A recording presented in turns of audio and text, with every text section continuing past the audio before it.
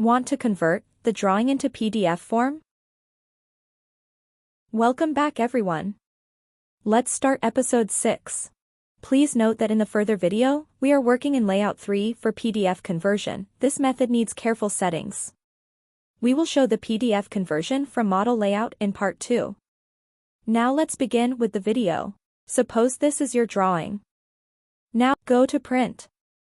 You can also use Ctrl P as a shortcut key. Now as this box appears, go to name. Click DWG to PDF.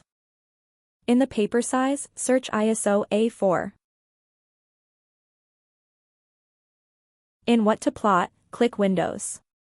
Tick the Center the plot. Now click Windows and mark the portion of the drawing which you want to convert into PDF form. Now tick Fit to Paper. And then Preview.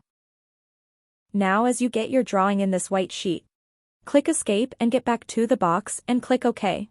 Go to Desktop, then write any file name you want. And save. Your selected part of the drawing is saved in desktop in PDF form.